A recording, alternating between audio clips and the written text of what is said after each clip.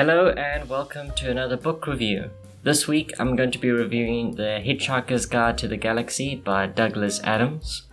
As always, you can read this blog post on my website, thepenedsleuth.com. There's a link to that in the description below. And if you do enjoy this video, be sure to leave a like and subscribe if you haven't already. So with that said, let's get straight into the spoiler-free review.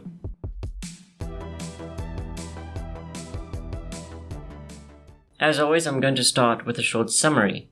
The Hitchhiker's Guide follows the story of Arthur Dent and his encounter with beings from around the universe.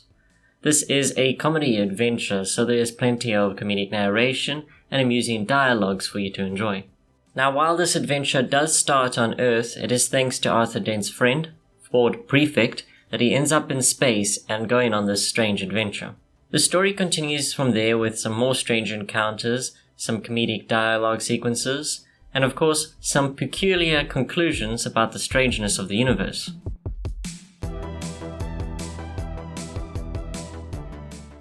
Now let's talk about the characters. Arthur Dent is one of the two Earthlings in this story. His perspective is the one we see the most, and it's his observations that we can relate to the most. Arthur is a fish out of water, so it makes sense that we follow him to learn what is going on in the story. Next, Ford Prefect. Ford is not an Earthling, but he somehow became friends with Arthur during his 15-year stint on Earth. Ford isn't bamboozled by the oddities of space, as he is writing The Hitchhiker's Guide to the Galaxy, which is filled with sarcastic but helpful observations that he has made while exploring space. After that, we have Trillian, Zaphod, and Marvin. These three round off the group and are the main story drivers. Well, Zaphod is. Marvin is a depressed robot providing commentary, and Trillian is another human along for the ride.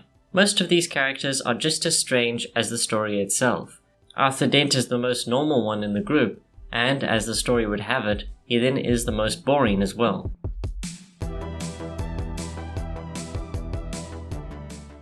Now let's talk about the writing style. It is comedic, with narration popping in a few unexpected sentences to encourage a laugh. The story itself is broken up by small segments from The Hitchhiker's Guide within the novel, providing some insight into the happenings of the story through clever observations and sarcastic remarks that are bolstered by the comedic narration. Now, this is a short novel, and the pacing is broken up quite a bit by these excerpts being included, but at the end of the day, the story itself is fast enough that it doesn't really matter. This is a story that is suitable for young adults and older.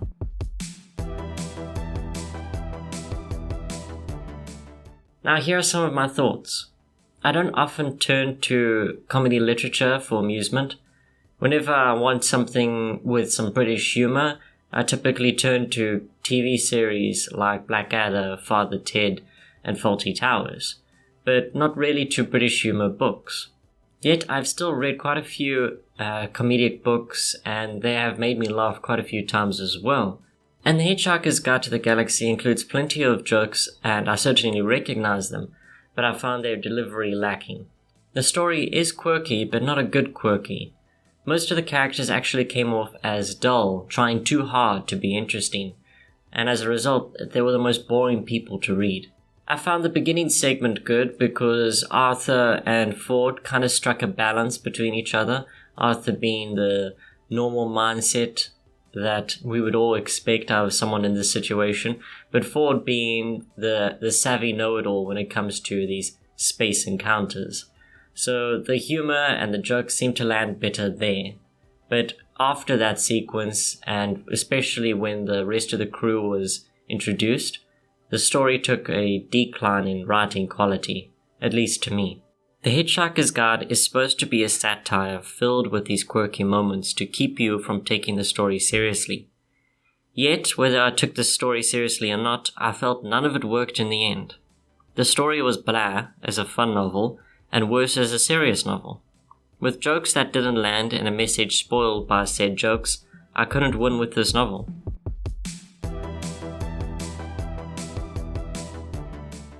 But to conclude, if you are interested in a novel with some sharp wit, some nonsensical babbling, and a dash of cynicism, this is the book for you.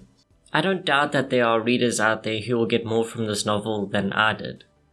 And if you have read The Hitchhiker's Guide to the Galaxy, let me know your thoughts in the comments below. Did you feel the same way about the book, or do you feel that I'm being too harsh? Or do you think I'm so mentally short that the point just flew over my head? And that brings us to the end of this video.